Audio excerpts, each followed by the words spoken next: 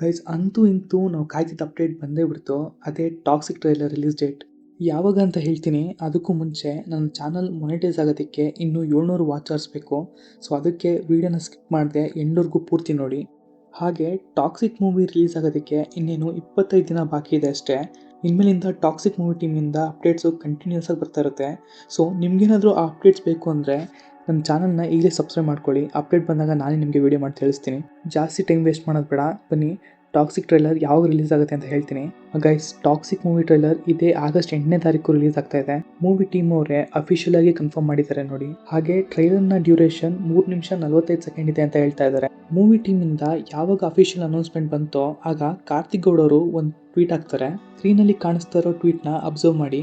Some numbers just align the man of 8 the trailer on 8 and the word is about to see why ಅಂತ mention ಮಾಡಿದ್ದಾರೆ.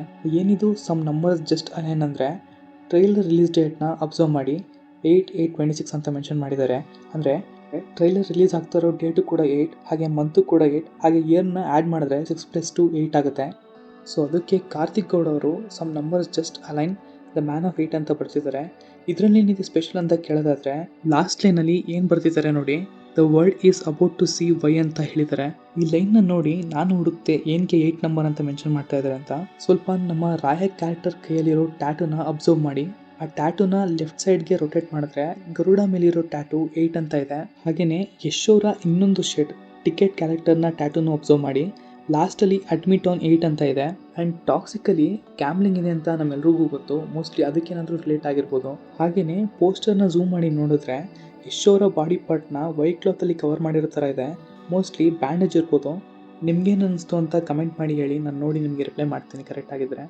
ಇನ್ನೊಂದು ಕಡೆ ನಮ್ಮ Ravi ಬಸ್ರೂರವರು toxic ಟ್ರೈಲರ್ಗೆ BGM compose ಮಾಡ್ತಾ ಇದ್ದಾರೆ. ವಿಷಯ ಏನಂದರೆ 100 ಜನ ಆರ್ಕೆಸ್ಟ್ರಾನ ಯೂಸ್ ಮಾಡಿಕೊಂಡು BGM ಕಂಪೋಸ್ ಮಾಡ್ತಾ ಇದ್ದಾರೆ. ಅಪ್ಪ ಗುರು, ಏನು ಮಾಡೋಕೆ ಹೊರಟಿದ್ರಾ?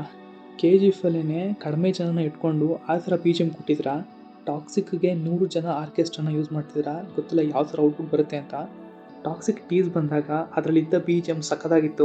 ಈ ಕಡೆ ಎಲೆಕ್ಟ್ರಿಕ್ ಗಿಟಾರ್, ಇನ್ನೊಂದು ಕಡೆ ಗನ್ ಸೌಂಡ್ನ ಯೂಸ್ ಮಾಡಿಕೊಂಡು BGMನ ಕಂಪೋಸ್ ಮಾಡಿದರೆ.